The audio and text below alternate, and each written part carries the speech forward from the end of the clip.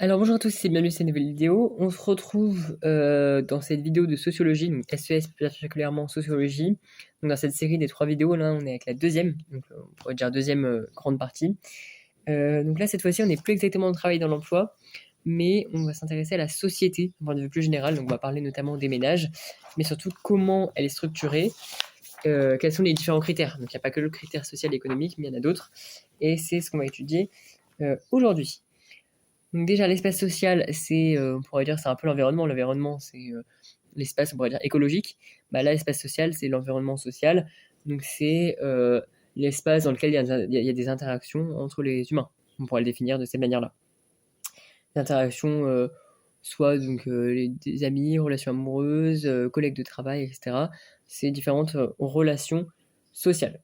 Donc ça peut être pour amitié, pour aller, enfin ça peut être des relations sociales pour aller au cinéma, donc s'amuser, ou ça peut être pour travailler sur un projet. Donc ça répond à différentes structures sociales, différents besoins sociaux ou activités sociales, si on peut dire. En tout cas, les différents facteurs donc, qui différencient un petit peu l'espace social, donc il y en a plusieurs.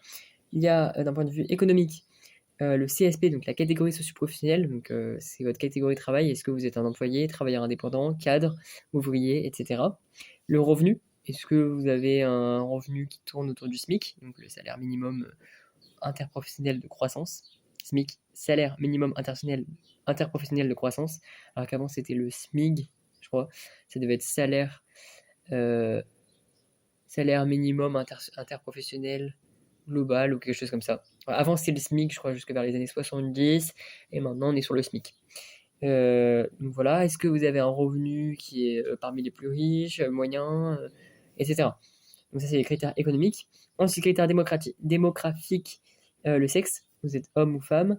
Composition du ménage, est-ce que vous avez un ménage où il y a juste un couple? Est-ce que vous êtes célibataire?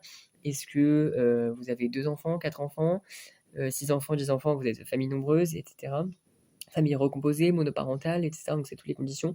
L'âge, est-ce que vous êtes plutôt junior, donc inférieur, enfin mineur, donc 8-16 ans les enfants. Est-ce que des enfants plutôt étudiants, donc dans la catégorie junior mais étudiants, donc de 18 à 26 ans, 28 ans, ou parfois jusqu'à 29-30 ans.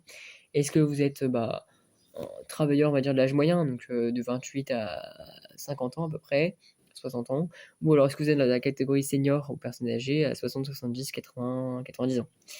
Voilà, facteur ensuite socio-culturel, le diplôme. Est-ce que vous avez juste le brevet? Est-ce que vous avez un CAP, un bac, un BTS? Est-ce que vous avez une licence, un master, un doctorat, etc. Donc est-ce que vous avez très peu de qualifications au niveau des diplômes, vous avez juste un brevet, mais après vous avez des très bonnes compétences professionnelles? Ou est-ce que vous n'avez pas beaucoup d'expérience, mais surtout beaucoup de qualifications, master, etc. Où vous habitez? Est-ce que vous habitez plutôt dans l'espace urbain, donc une ville, plutôt Bordeaux, Toulouse, etc., ou une grande ville, Lyon, Paris? Est-ce que vous habitez dans un village, en campagne, espace rural, etc. Donc c'est tout ça qui structure l'espace social, donc ça structure en fonction des catégories, etc., en fonction des niveaux, enfin structure donc des fonctions des catégories, et ça hiérarchise en fonction des niveaux. Donc, par exemple, un cadre, c'est une profession supérieure à l'ouvrier. Un salaire qui est parmi les plus riches, donc 10 000 euros par mois, bah, c'est supérieur qu'au SMIC. Le diplôme, si vous avez un master, bah, c'est supérieur au baccalauréat. Le CAP, bah, c'est l'équivalent du bac, mais c'est inférieur à la licence. Donc voilà, il y a à la fois ces critères qui structurent, donc qui organisent l'espace social, mais également qui le hiérarchisent. Il y a un ordre. Après, les inégalités engendrées, donc c'est-à-dire parfois en fonction de votre qualification, donc en fonction de si vous avez un bac plus 2, bac plus 5, si vous avez le bac, pas le bac, bah, votre salaire il va varier. Parfois pour un même métier, on peut avoir un même métier, mais celui qui a plus de diplômes va avoir un meilleur salaire. Donc c'est une inégalité de salaire, on pourrait se dire, bah, en soi c'est normal parce qu'il a fait plus d'études, d'un autre côté c'est pas normal parce qu'il fait le même travail, donc ça dépend, enfin, c'est des débats. Pareil, l'inégalité du genre, pourquoi la femme aurait un salaire inférieur à l'homme ou l'inverse. Enfin, du coup, généralement, c'est les hommes qui ont des salaires supérieurs aux femmes. Pourquoi? Quels sont les principes, les conditions, alors que le travail est le même? Ça laisse des débats. Donc voilà pour cette première sous-partie, on va dire, sur les présentations, la définition. Deuxième sous-partie, c'est l'évolution. On constate déjà une évolution de la salarisation, premier critère. Donc déclin de l'artisanat, il y a de plus en plus d'entreprises, développement de l'ubérisation, donc du travail lié aux plateformes, donc des salariés, enfin, parce qu'en soi, le travail, par exemple, à l'ubérisation, donc ceux qui vont livrer des courses par des Deliveroo, Uber Eats, donc les livreurs à vélo ou les taximans indépendants, en soi, on pourrait dire que c'est une profession indépendante, mais c'est oui et non. C'est-à-dire qu'en soi, ils fixent leurs heures, donc ils sont indépendants, mais la commission est prise, enfin, ils sont rattachés à la plateforme qui leur donne les clients et qui prend une commission. Donc en soi, on pourrait dire qu'ils sont salariés. Donc à la fois sur le travail réalisé, ils sont indépendants, mais sur la structure, ils sont salariés. Donc une évolution du salariat, donc, enfin de la salarisation, donc il y a de plus en plus de salariés.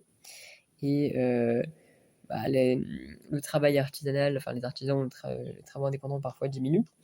Ensuite, deuxième phase, enfin deuxième critère, c'est l'évolution de la tertiarisation.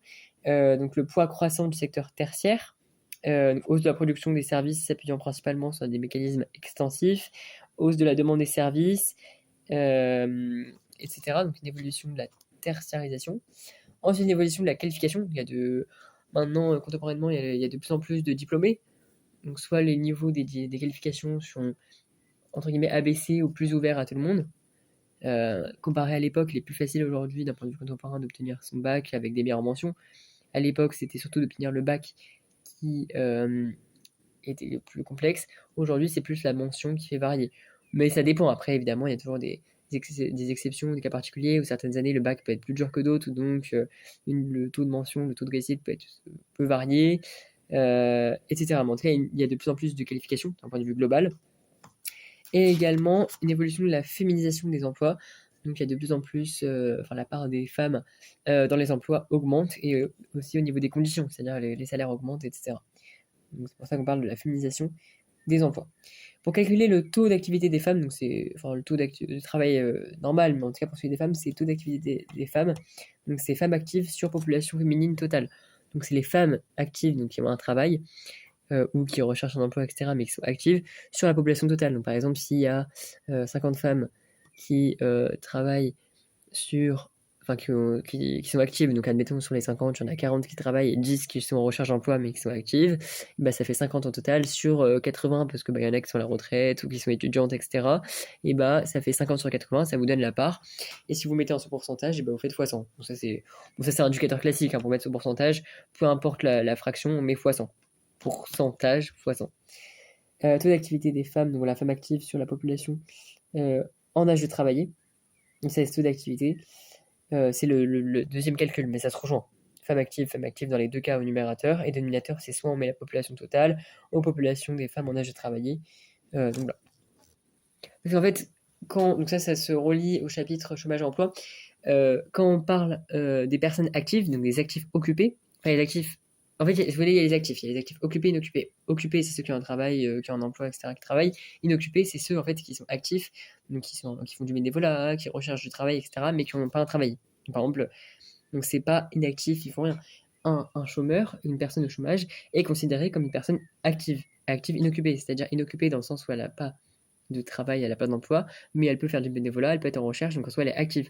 Une personne qui est inactive, c'est une personne à la retraite qui ne cherche pas de travail, ou qui est en repos, etc. Ou étudiante. En soi, même un étudiant, en soi, ça rentre pas tellement parce que c'est quand même une personne qui travaille. Même si elle ne cherche pas de travail au sens professionnel, mais elle travaille pour en avoir un plus tard. En tout cas, elle fait des études. Voilà pour cette structure de l'emploi, l'organisation, l'évolution, etc. Troisième sous-partie, donc là, c'est les classes sociales. Donc c'est un mélange justement de cette étude des critères sociaux avec les travaux sociaux. Et donc là, on étudie ça d'un point de vue historique et culturel, de nouveau, avec une approche historique et culturelle, avec Karl Marx, qui distingue de classe la classe en soi, groupement d'individus occupant la même place dans le mode de production. Donc, par exemple, les ouvriers, classe en soi.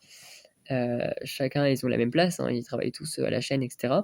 Et classe pour soi, donc là, c'est conscience d'une classe, on veut défendre un intérêt collectif, une identité, etc. Par exemple, les ouvriers, ils voudraient défendre leur cause en disant ils veulent une augmentation des salaires, moins de temps de travail parce que pour eux ils trouvent qu'ils travaillent trop et ils sont pas bien payés pour tout ce qu'ils travaillent. Donc eux ils aimeraient moins travailler parce que c'est fatigant et être payés plus parce que c'est très mal payé pour ce qu'ils font. En tout cas chez Marx, et donc là ça va être la distinction entre Marx et Bourdieu, et Weber, enfin Marx et Weber, puis ensuite une dernière distinction avec Bourdieu. Donc Marx, il distingue deux classes. Lui, c'est catégorique. Il n'y a pas de classe moyenne, c'est catégorique. Classe des prolétaires, donc la classe entre guillemets basse, inférieure selon lui, dominée, et classe la bourgeoisie dominante, qui donc la classe enfin la classe de la bourgeoisie selon Marx, c'est la classe qui détient le capital, donc la classe riche qui domine la classe des prolétaires, qui est la classe dominée, qui est plutôt pauvre et qui n'a que sa force de travail à offrir. Donc c'est ça la grande distinction entre les deux classes selon Marx. Prolétariat d'un côté, bourgeoisie de l'autre. Il y a des frontières qui sont marquées très fortes, une très forte séparation, et il n'y a pas d'entre-deux, il n'y a pas de classe moyenne. Ça n'existe pas pour Marx par opposition à Weber. Weber, lui, distingue plusieurs classes, c'est-à-dire qu'il reconnaît comme Marx qu'il y a bien les prolétaires, classe basse entre guillemets, et la bourgeoisie, classe haute, mais il distingue des sous-classes, par exemple des intellectuels sans possession, ou alors des travailleurs non intellectuels mais qui ont des capitaux. Donc lui, il intègre quand même une classe moyenne et ça lui permet de distinguer plusieurs classes. Il n'y a pas que deux classes, mais il y a différentes catégories. Donc soit on est à la très haute, très basse, moyen. Moyen haute, moyen basse, etc. Donc il distingue vraiment plusieurs catégories. Et chez Marx, c'était surtout social. C'est deux catégories sociales, classe sociale, prolétariat, bourgeoisie. Alors que chez Weber, il y a plusieurs critères. Il y a le côté économique, social et politique. Enfin, excusez-moi.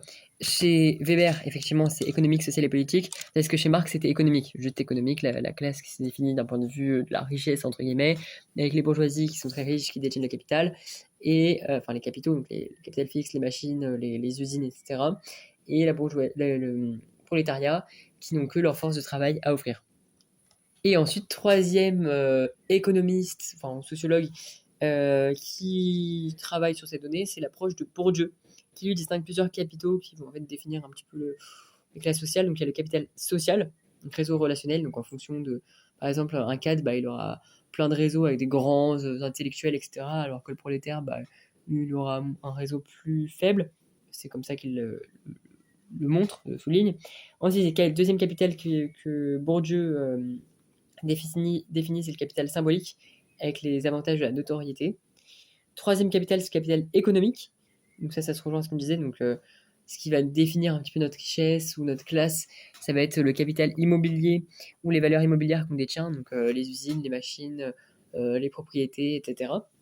Et dernier, ce capital culturel, donc l'accès à la culture. Est-ce que dans telle famille, donc ça va être repris contemporainement, mais en tout cas, ça va être est-ce que dans telle famille, leur approche à la culture est fort, donc ils vont au cinéma, au théâtre, ils regardent des films historiques, enfin quand ils regardent la télé, c'est que pour regarder des émissions culturelles, des documentaires, etc. Et sinon, ils lisent des livres, ils font des recherches, etc.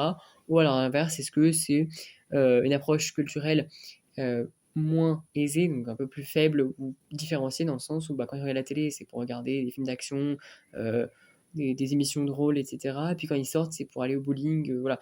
Donc c'est l'aspect culturel d'un point de vue économique, parce qu'ils ont les moyens d'accéder à la culture. Il y a aussi la volonté, l'éducation qui fait que, oui, ils sont habitués à accéder à la culture et ils vont le faire, ou alors non, ils n'ont pas accédé à la culture. Parce que parfois on se dit c'est un principe d'éducation, est-ce qu'on a été éduqué à accéder à la culture, donc on y accède beaucoup. Et parfois c'est aussi un principe économique, est-ce qu'on a les moyens de payer un musée ou d'accéder à la culture. Donc évidemment il y a des mesures qui sont prises en charge, par exemple pour faire des réductions sur les musées à prix réduit ou gratuit pour les étudiants ou les jeunes, mais c'est pas le cas partout. Donc voilà pour cette deuxième vidéo sociologique. On avait un petit peu les critères des classes sociales, l'évolution un petit peu des classes sociales et surtout la définition, donc essentiellement d'un point de vue économique, enfin social et économique, c'est-à-dire comment les classes sociales sont structurées, comment l'espace social est structuré et hiérarchisé, mais également ce qui définit un petit peu cette hiérarchisation, parce qu'il y a à la fois différents critères qui structurent, mais surtout qui hiérarchisent, comment c'est hiérarchisé en fonction des revenus, en fonction du lieu de résidence, des diplômes, etc. Donc voilà pour cette deuxième grande partie sociologique, donc qui est un peu liée au travail et à l'emploi, parce qu'en fonction de la structure et de la hiérarchisation sociale, ça va se lier un petit peu à la hiérarchisation de l'emploi. C'est-à-dire quelqu'un qui aura des grands diplômes, donc dans cette deuxième vidéo, pourra accéder à des très grands emplois. Quelqu'un qui en aura moins, bon, après ça dépend, il y a toujours des exceptions, mais c'est comme pour tout. Mais quelqu'un qui aura des qualifications plus faibles aura accès à des emplois plus faibles. Donc plus faible revenu, plus faibles avantages, moins reconnu, avec un réseau social moins développé. Donc pas réseau social Instagram, Facebook, mais un réseau relationnel de contact, on va dire. En tout cas, voilà pour cette deuxième grande vidéo sociologique. Maintenant, on va passer à la troisième et dernière pour cette série.